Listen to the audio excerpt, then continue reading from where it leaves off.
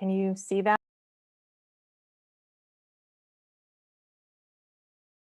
Be recording? Hold on a second. Shoot. Nope. Hold on. I'm going to just stop sharing and wait a second. Yeah, how am I going to be able to read it? Hold on a second, Mark. Okay.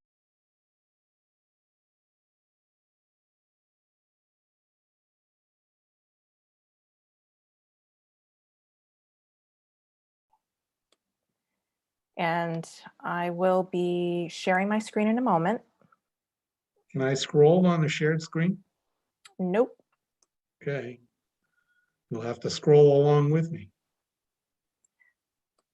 I will help you.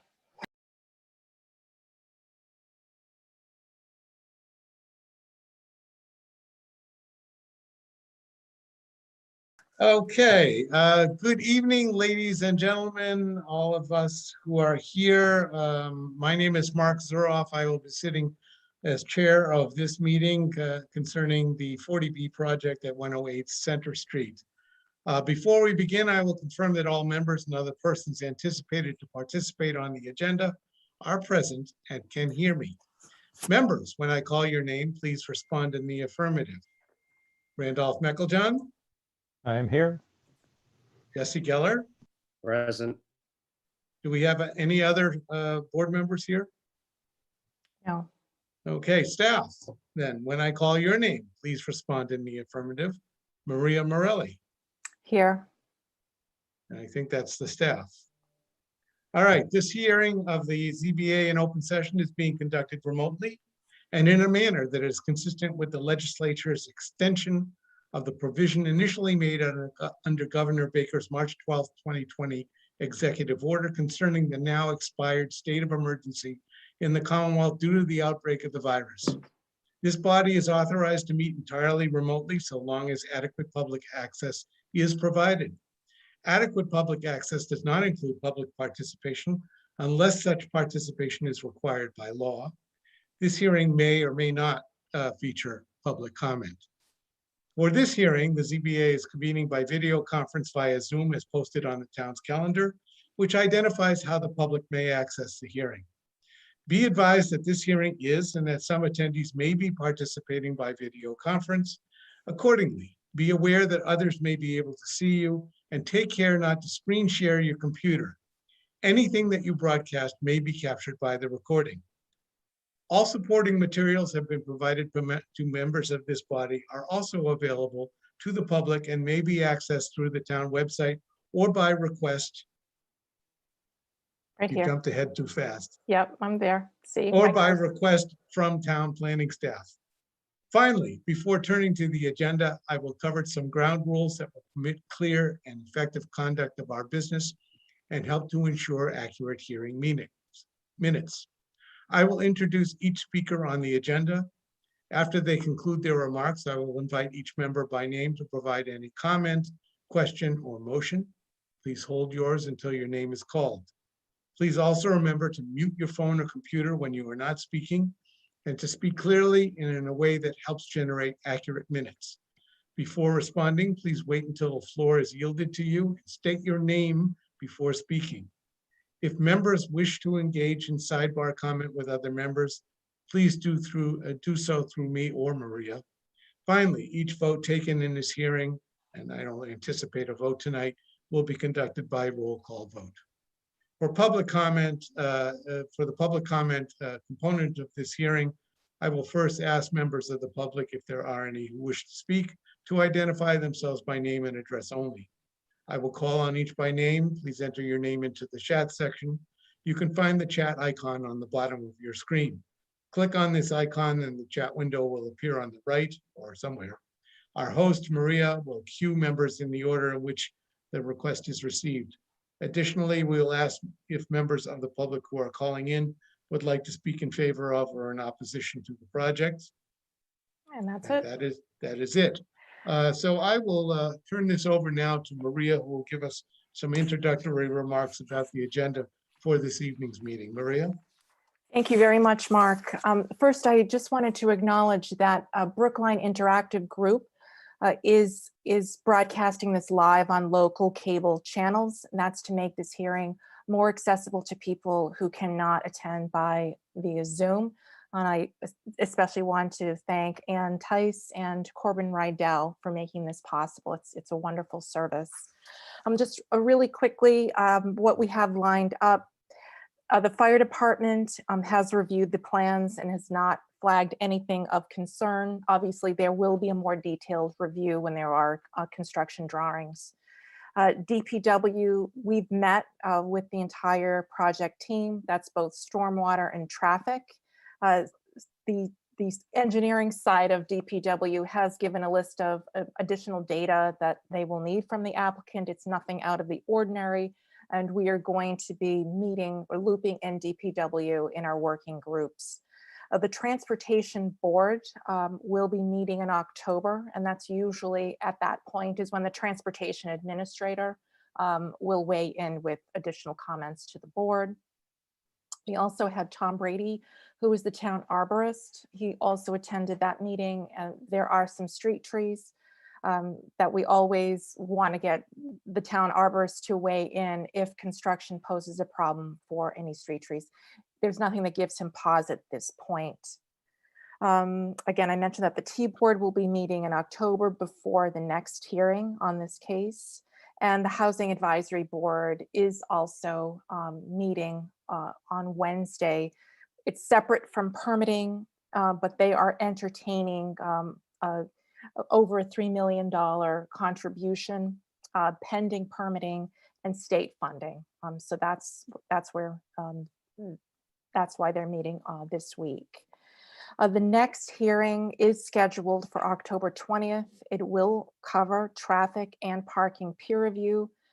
The applicant has been very diligent about providing all of the necessary data required by the Transportation Administrator and the peer reviewers.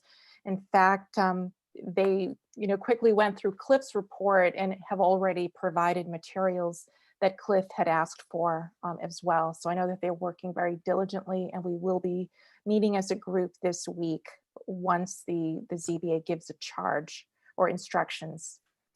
And I believe that's it. I don't think there's anything further. You will see all of the materials that pertain to this project. They're listed in two ways: by hearing and also by the applicant's delivery, and any testimony or comments that our technical advisors and town departments. So it's all in one page on the project on the website. I just quickly want to check the chat because I think I'm getting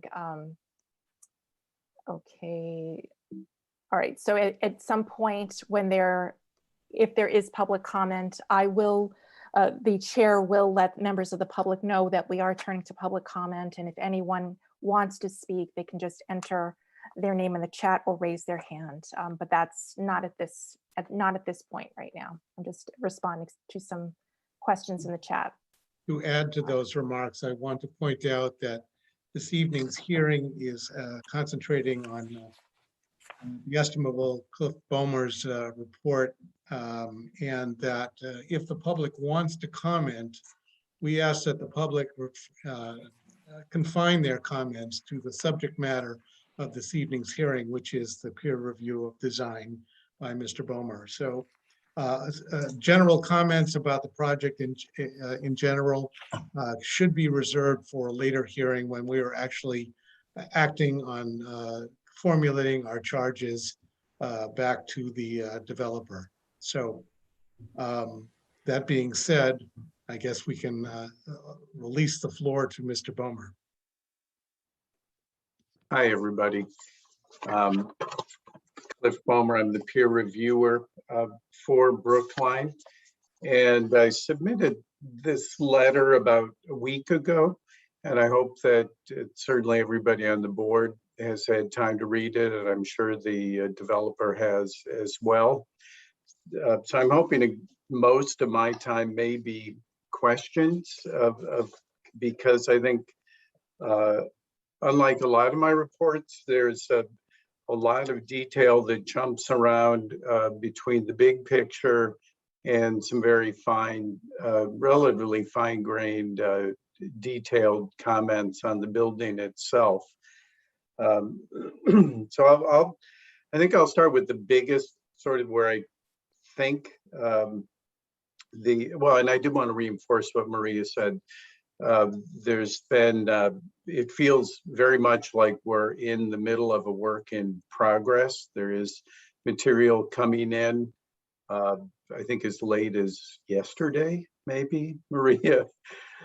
So if we're processing things as they come in, that is fine with me, but I will say that I do look forward to a working session where we can kind of nail down a number of aspects of the project. I think probably the biggest thing that I'm really looking forward to is a more integrated view of the project that goes across all three of the projects that are under control of the applicant. So that's 100, 108, and 112.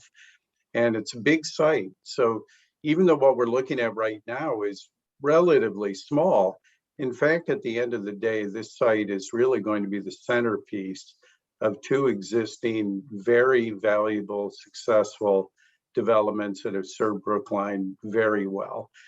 And they've been there for quite a long time. 112 was recently renovated. 100 probably has some renovations coming up in the future, but it's a very large site.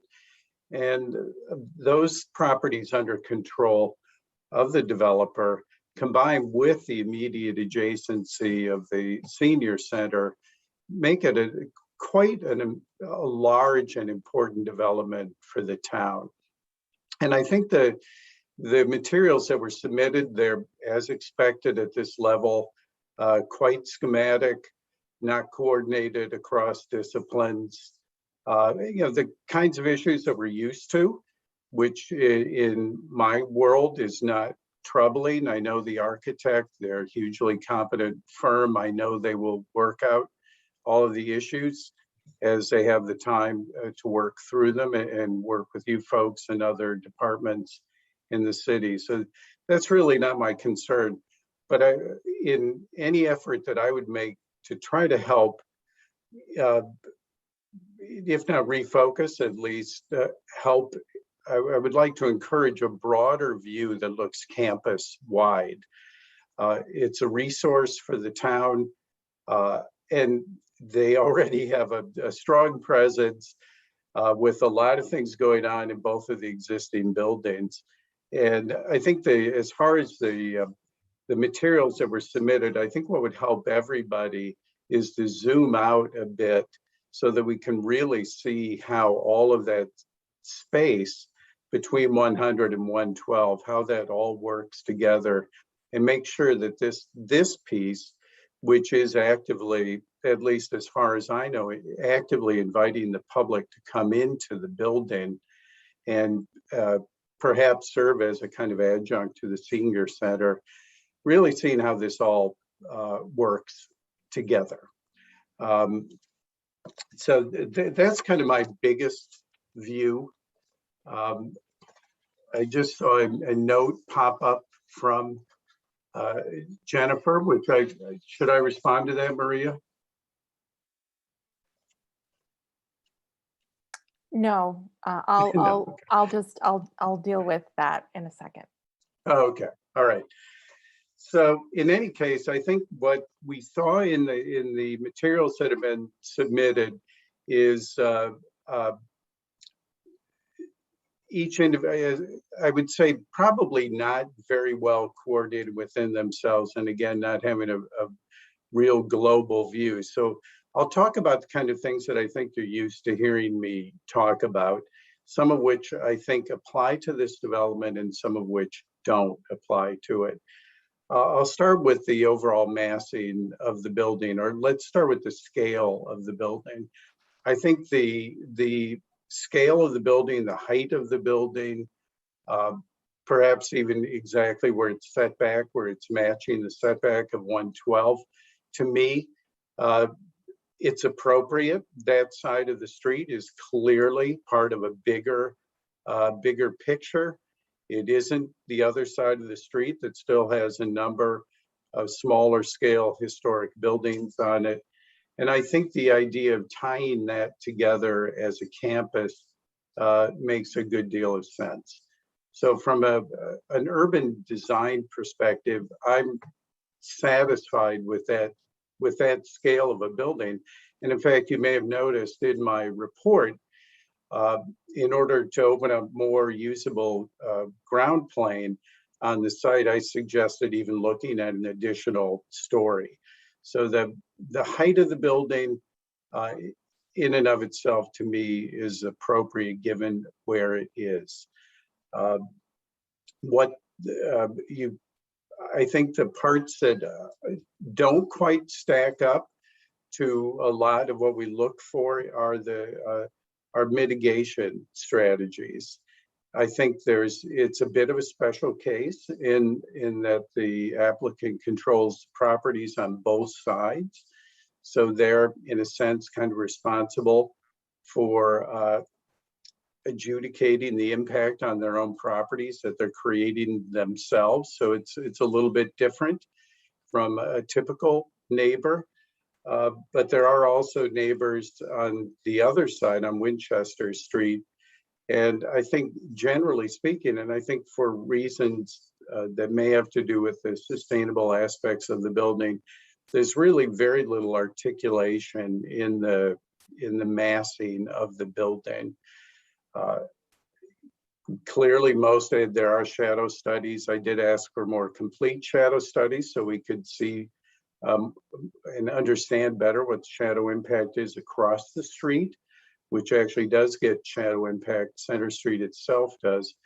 But the shadow studies clearly indicate that most of the impact from shadow, certainly a number of people in residences, is on their own property, which at 112. So I'm probably less concerned about that than at least understanding the approach on the other side of the building that faces the neighbors on Winchester Street. The senior center is one of their abutters, but there's also I think it's a rental development that's adjacent to the senior center that will see, if not shadow impact, because they are south of this development, they will see a diminution in their view of the open, bright sky. Some of that issue is created by another kind of central theme in the report, which is lack of setbacks.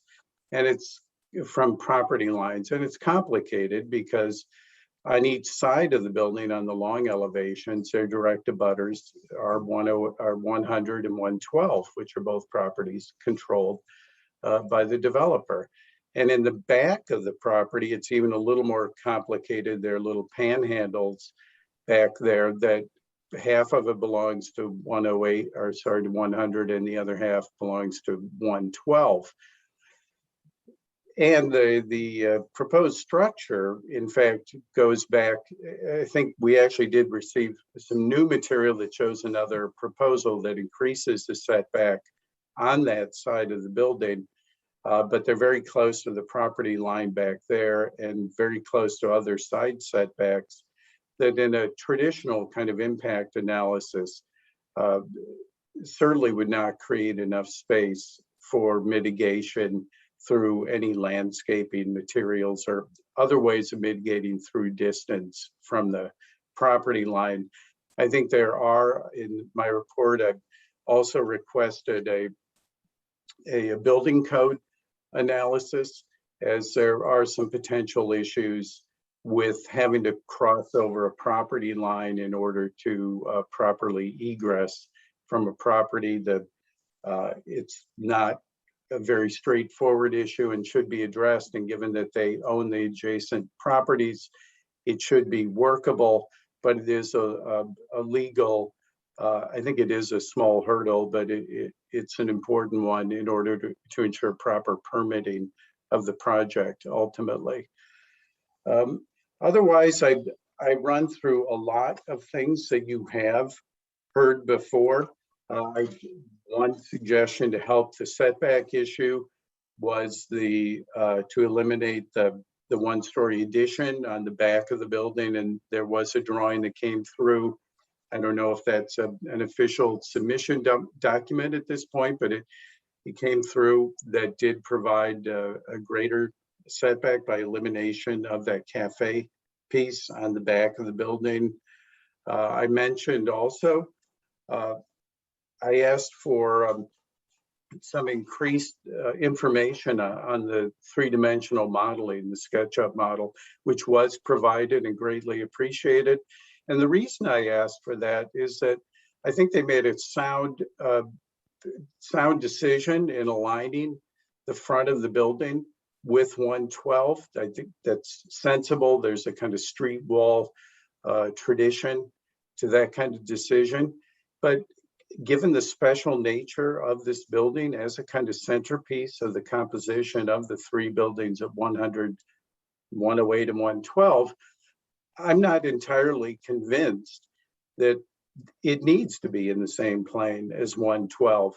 That is, that if the north to south footprint is appropriate, it's possible that in order to gain more usable outdoor space on the site, that the building could shift closer to Center Street.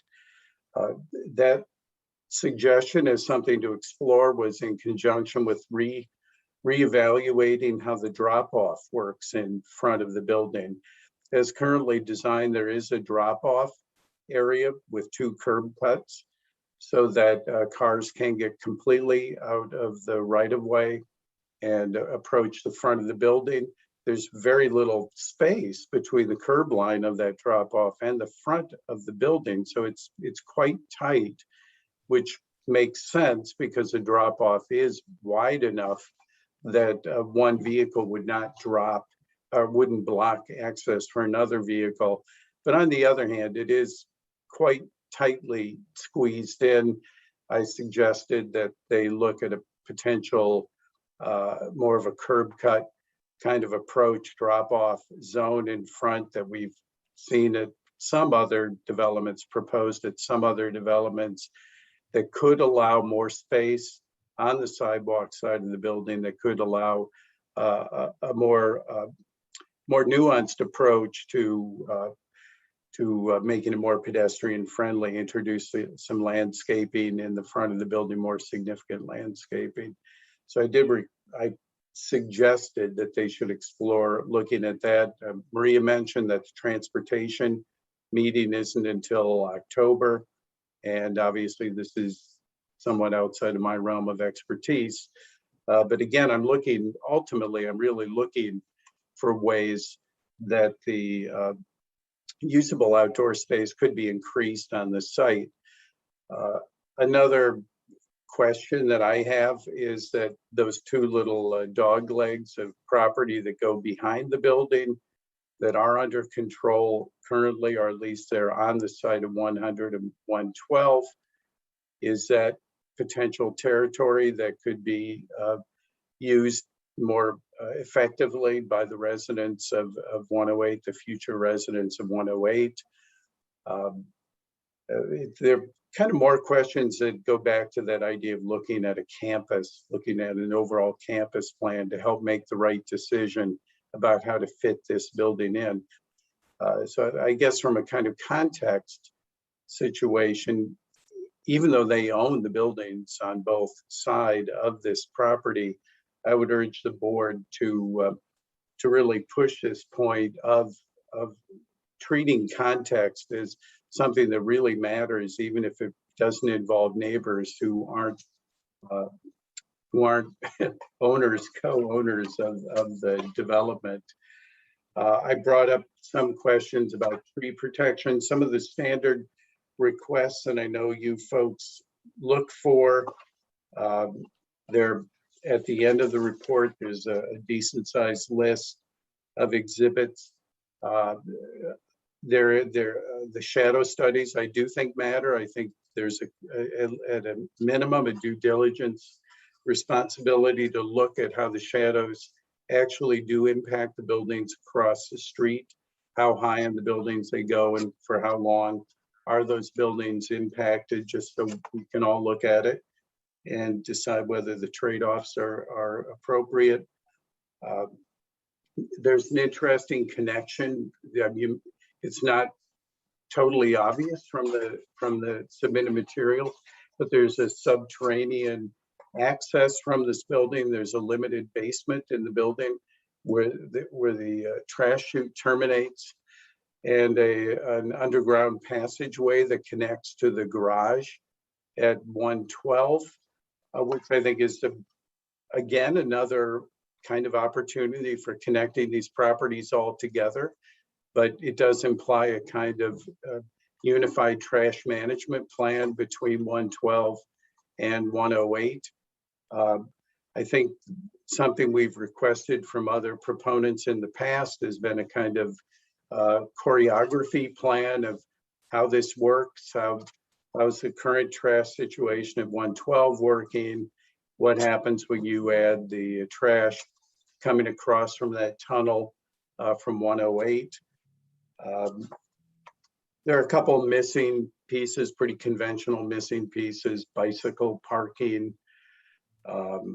The materials on the building elevations aren't called out. Obviously, that's a critical piece that we'd all like to see. A roof plan that shows mechanical equipment, letting us know to what degree that equipment is or isn't visible from street level. So as you can see, I'm kind of jumping all over the place. And I think, again, I think a lot of that has to do with sort of the level of completion of the document. So they do bring up a lot of questions. I do want to emphasize that you have a highly competent architect. I'm not worried in any way that these can be resolved. But in my mind, there are a lot of outstanding questions, but I wouldn't lose sight of that kind of campus plan. I think, I don't remember how many of you were on the panel for the Two Life development, but there was a lot of time spent looking up and down the block on Harvard Street at how Two Life was connecting with adjacent buildings. And I think it's a similar thing here. I think the way to best ensure that this will be a good fit in the neighborhood is really look across all three buildings. I want to reiterate the point that 112 was recently renovated. It was reclad. The existing cladding was literally falling off the building. I think there may be plans in the future for 100. So I would look ahead to see if there are any changes that can be anticipated at 100 that could help make decisions about the design of 108. I did make a few comments, which I think you will probably the panel will agree. It's rare for me to wade into this territory, but I did take a position on the kind of historic references on the building. Personally, and this is wandering into the realm of taste, but I'll say it anyway, I think this building has a far greater relationship to the adjacent properties and to this kind of notion of a centerpiece for this campus. To me, that's a much more important association to make than retaining a kind of memory of the building that was torn down. I think particularly because it's hard to scale up that kind of detailing that's generally seen on 2.5 to 3-story buildings and make that really work on a much taller structure. Just presenting you with a real mixed bag of comments. So as I said at the beginning, please ask questions if there are particular pieces of my report that didn't make sense to you or that you'd like me to elaborate on. Could I just step in for a moment? Cliff, you mentioned that your firm had done some work on 112, and it's not a conflict, but I just think we would want to just state publicly into the board that your firm was hired by CCB to do work on the exterior of 112 Center. precisely. We were the firm that designed the recladding scheme for 112. And I think we actually may have done some very preliminary plans on 100, at least some very quick analysis of what may have to happen to their facade in the future, which is why I did bring that up, that it's a building type that does require maintenance, certainly at this time frame, Right. given the age of the building. Thank you. I just wanted to acknowledge there is such a conflict. You are not currently working for CCB. That is correct. Yep. And Randolph, is there something that you wanted to mention as well? This may relate to this hearing, or it may be a subsequent one, but I'm going to mention it anyway. This relates to existing business relationship between my firm and my day job, which is Goody Clancy and Associates in Boston, and the applicant's geotechnical consultant, Haley and Aldrich. Haley and Aldrich has consulted to Goody Clancy for many years as a geotechnical consultant on projects, sometimes consulting to us, sometimes for our clients. But it has never been the other way around. They have never retained us.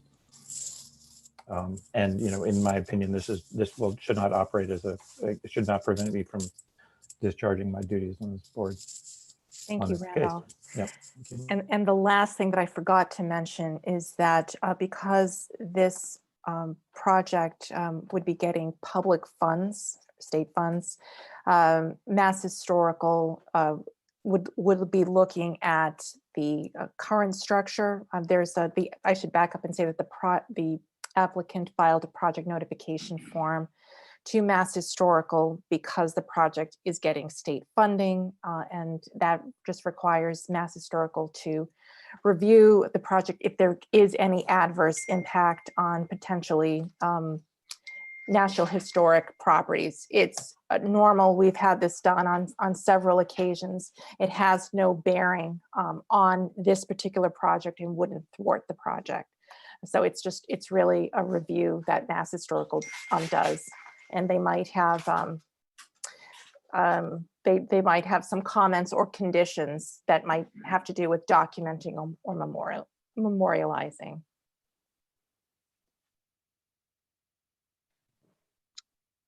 Okay, board, do we have any questions for Cliff that you want to ask at this point? Jesse? I don't. When we get to comments and our charge, I may ask that Cliff clarify the gibberish that I say, because some of the points he raises are issues of concern to me, significant issues of concern to me. So Okay, so you're going to reserve comments until a later point in the proceedings. Randolph? Thank you, Mark. So Cliff, here's a question, and this relates to mostly to your comments about asking the applicant and their team to look at the whole campus, the 3 buildings under common ownership, and relates also to your many comments about the provision of outdoor space. One of the things that we observed at the site visit, was, in an informal way, but was the amount of space between the buildings that is dedicated to vehicular uses. So my question, Cliff, as you head, I think, into some working meetings, are those coming up pretty soon? I don't know. I think it would be helpful. Yes, we would have a working group meeting Right. this week. We're planning on that. Okay, thank you. Excuse me, sorry. when you need a charge? Wouldn't the point of having working sessions? Yes, be we that would, you we will would, I charge? assume we are getting a charge tonight, so we would never meet. I would just want to make that clear. We would never meet without a charge. I'm just trying to be efficient, but if you give us a charge, we will meet. If not, we won't meet. Randolph, anything Okay. else? Yeah, sorry, I didn't really finish my question. I'm sorry to break it up into little pieces and ask questions in the middle of other questions. But Cliff, the question is this, you know, as you head into meetings that we, you know, hope soon will be arranged, do you think you have enough information about the rest of this campus as you refer to it? And depending on you know whether you find that you do as you go, and I make note of your comments about the, you know, the architect and the seriousness with which you expect they will you know, work on problems, but it's partly a question of what the scope of the working groups approach to, you know, campus design, if you want to call it that, might be, which is, and it's partly you know, how is sorry, I'm just getting a little stuck here. It's partly a question of whether we really have enough information about how this campus functions, serving all three buildings. But the second part of it is, can you tell at this point whether, you know, your concerns about open space, you know, on the campus, you know, might lead you to ask the applicant to consider, you know, things as significant as eliminating this drop off and figuring out ways to share that using the vehicular space that serves all the other buildings. Yeah, Randolph, that's a really good question. And I guess I can imagine, for example, that if we all knew that there were some way that a lot of the parking spaces that are currently surface parking spaces that are currently, and I'm not suggesting this is just an experiment. If a number of parking spaces of 100 were plowed up and turned into usable outdoor space, and there was an easement for the residents of 108 to have access to that anytime they wanted, it would diminish many of my concerns about open space on exactly the 108 site. So it's actually through the kind of deficiencies within the 108 site itself that is making me look outside of the site, seeing opportunities and knowing that the applicant has been thinking, I think, for many, many years in a kind of integrated fashion. So, you know, to what degree this board has any jurisdiction about what happens on any other sites. I mean, there are many, many questions, but I think including what's the best approach on the street, kind of curb control. There clearly is an issue on that street, as there is on Longwood and other streets, when cars park out to drop off, or if there's an ambulance call, and we are dealing with an older population, so we do see a lot of need for that. And I think it benefits the town, and it certainly benefits you know, center communities to figure this out in a way that's going to benefit all three buildings.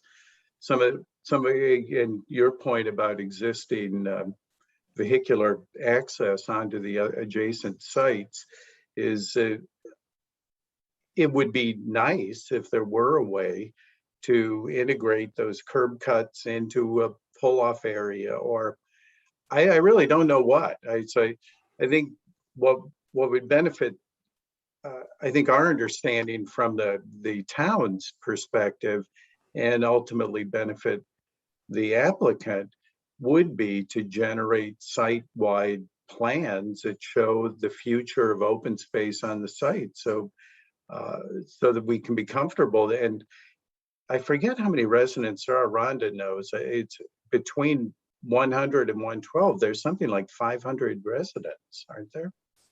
Yeah, between 100 and 112 through 120, we have approximately 400 residents. Ms. Klein, just as a note, you should identify yourself before. Oh, thank you. Yes, you did mention that before. I apologize. My name is Rhonda Glyman. Thank you. So you can see where I'm going with that. There are a lot of people who would benefit from open space on this site. So we're not just looking at the units at 108. There are a Yes, lot of people. absolutely. Yes, correct. Thank you. All right, thank you, Cliff. I'll wrap it up there. That was my only question for you at this point. Okay. Okay, and from my point of view, I think that what Cliff has laid out is basically an overview with some suggestions for ways to improve the project. And I think we have to inquire of the developer whether they are going to look at this as an integrated project. Clearly, what you've submitted to us is a starting point, and I'm sure that there's a great deal of work to do in the working groups that will result in different plans. I think that Cliff's suggestions are legitimate concerns. I share those concerns looking at the plans that have been submitted. And ultimately, we would like to see the developer work closely with the town staff and with the peer reviewer to improve the project. I know that nothing you've submitted is etched in stone as of yet, but it might be a good thing for someone on the development team to respond to Cliff's suggestions, just to give us an overview of what your perspective is in terms of moving forward. So I would invite the developer to respond. Jennifer, if you want to take the floor. Sure, I'll take the floor, and then I'm going to turn it over to the project architect, Janice Mamayak from ICON, who has been working diligently and thinking about this since we got the written peer review report. But really, this evening, we are looking for some direction and a charge, even if it's a preliminary charge from the board, so that we can move forward and begin these really important working group sessions. As far as integrating the campus, this is obviously a campus, but we are focused on the 108 site. There will be, Janice will mention this in more detail when she provides her comments to the board this evening, but there will be 2 easements provided, both for the area in the rear of 108, which crosses over 112, and also for the access walkway, and she'll mention that in a minute. But to begin changing anything that pertains to the existing special permits that exist for 100 and 112, that gets us into a more complex situation, which would delay this project, and potentially we wouldn't be able to move forward on the funding cycle and the construction cycle that we would like to. We don't think that the current proposal and also the changes that we'll be making and the main items that Cliff discussed, we think those can all be worked on without having to modify any of the existing special permits. Maria was kind enough to set up an initial meeting with the building commissioner to begin talking about the complexities and the existing special permits on the other site, and the fact that that Hebrew Senior Life wants to focus on 108. And we think that based on the comments and the peer review report we've received from Cliff, we can move forward and do that without having to modify those other permits. So we look forward to that. We're hoping to get a charge this evening so we can keep this project moving forward and begin the discussions with the staff. We have had several meetings already with DPW and other departments, and things are moving forward. And I know that the team has already provided a lot of the information requested, and there's more to come. But let me turn it over to Janice Mamayak, the project architect, and she can give you her thoughts on where the design is headed based on the comments from Cliff. Thank you, Jennifer. Yes, Janice Mamayak, Icon Architecture. We really do look at this as a working session, and it has been reiterative already. We have in progress numerous documentations that will respond to Cliff's comments, as well as documentation that, as he's noted, have already been submitted. The geotech report, the larger SketchUp model, broader shadow studies. We are looking at landscape hydrant flow tests. The code review is underway. We've got a lighting designer that's working with us to look at site lighting. The roof plan's been advanced to show all the mechanical equipment. We're working on achieving a construction management plan proposed for the site. Every one of your comments, Cliff, we have already discussed in great depth. We do look forward to continuing that dialogue with you, because as you mentioned, some of it are trade-offs, and we have to be able to collectively weigh some of those trade-offs, whether it's shadow, whether it's open space, whether it's setback, whether it's accessibility. We know it's complex, and we look forward to working through those with you. Okay, further comments from the board, or I'll put it back to the developer if they have any further comments. But I guess it is our task tonight to give some kind of overview and charge where we would like to see the project go. But in my opinion, there's a lot of work that's being done already in accordance with Cliff's comments. And I think we have to see more of the progress before we can refine our charge. But Jesse, your comment? Okay, if we're going to, for purposes of giving a charge so that constructive meetings can be held, I agree with many things that Cliff raises in his written peer review report. Let me prioritize two things in particular. One is I am exceedingly concerned about the lack of any kind of open space here. And I don't think a 10 by 12 proposal for some exterior patio for a building of this size is sufficient. I think it would be a missed opportunity if the developer didn't look at this as a campus-wide sort of review. Having said that, they've applied for a comprehensive permit for this building, not for a campus. So I want to state my preference and urge the developer to do this, because I think the proposal for the building, particularly a building that takes up essentially every square inch of the site, my response is you need some kind of open space. Maybe if you look at this holistically, you can find it without necessarily having to deal with this site. But if you can't find it elsewhere, then my charge would be find it on this site. Now that means that you have to nip and tuck in places. Independent of that comment, I agree with Cliff that trying to dress this up with historic elements seems to fall flat. And of anybody on the board, I am the traditionalist. I actually think this house that exists on the site is a lovely old house.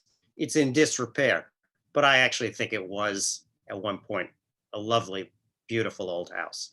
I don't think mimicking its details on a new large structure makes any sense. So in terms of the aesthetic, I would be interested in something that's appropriate to what you're proposing and that is appropriate to the context at this end of Center Street and this side of Center Street. Having said that, if you're going to build to scale, and I don't object to building to scale, but what I do object to is a lack of appropriate setbacks and real definition on the structure. It shouldn't just be a massive block. And I recognize that you have provided to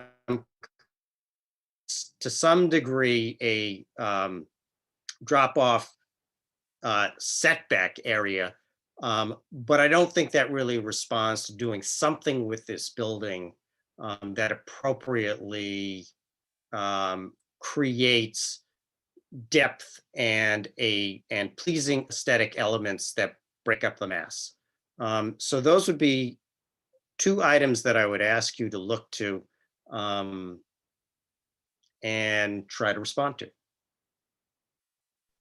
Thank you, Jesse. I agree with you. I think that this is an application for a comprehensive permit on this site only.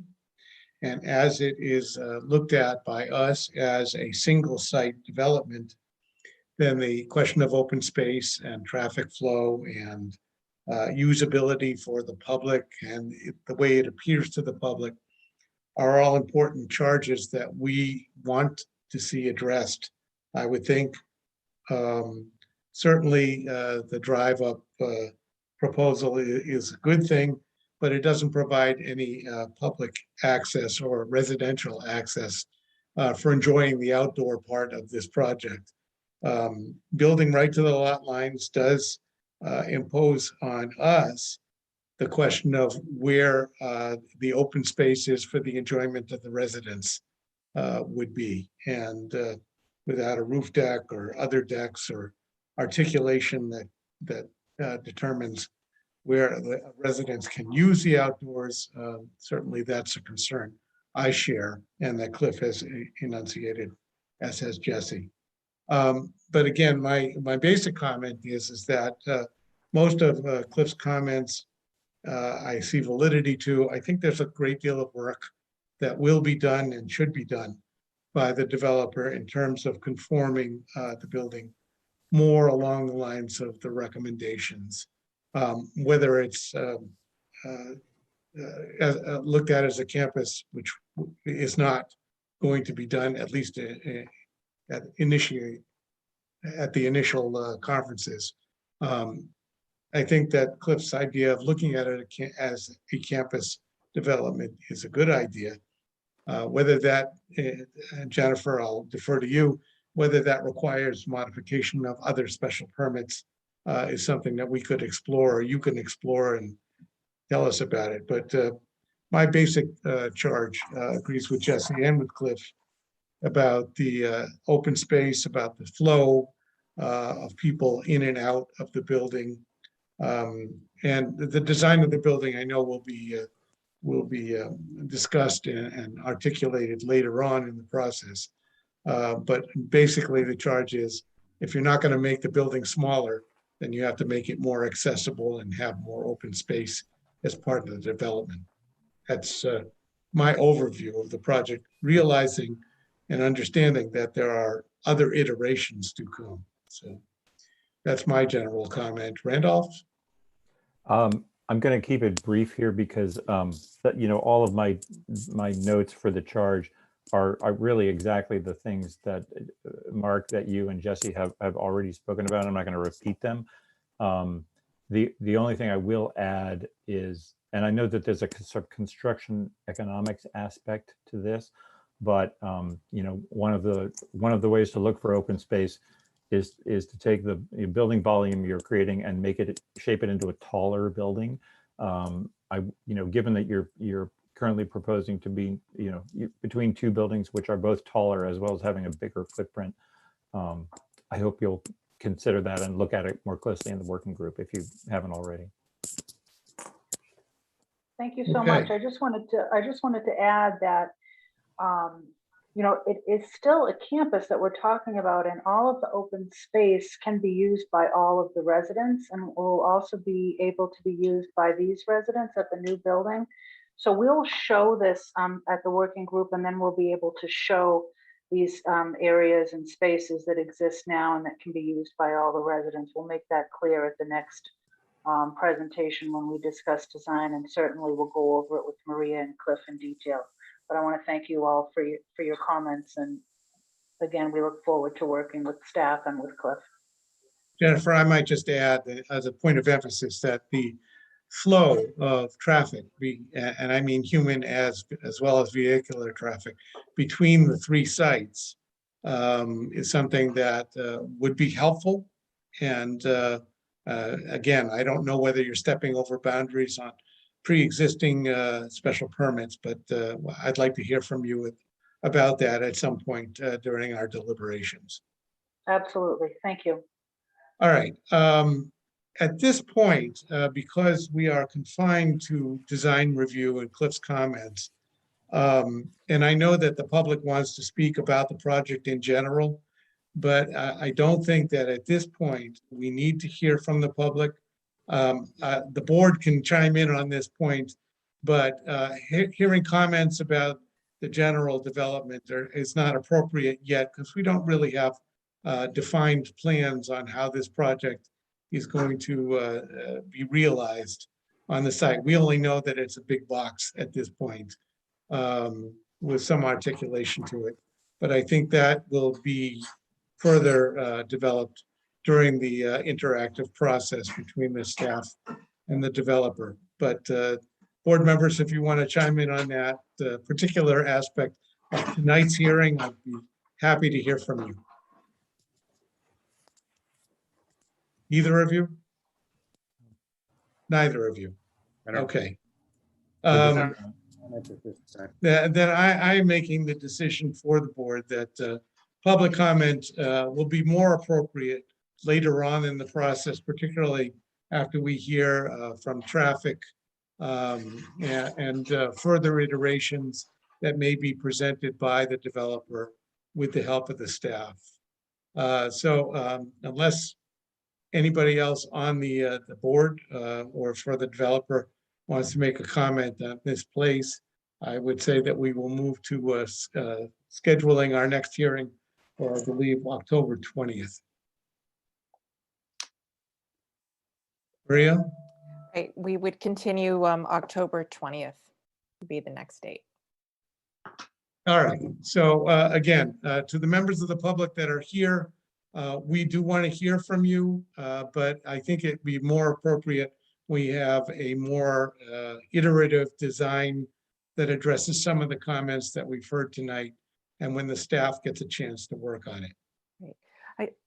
Mark, if I may just add one or two sentences. Folks members of the public did use the chat to submit comments. The chat is not public record. However, you can email me and I will promptly submit your comments to the board and to the applicant and post your comments online.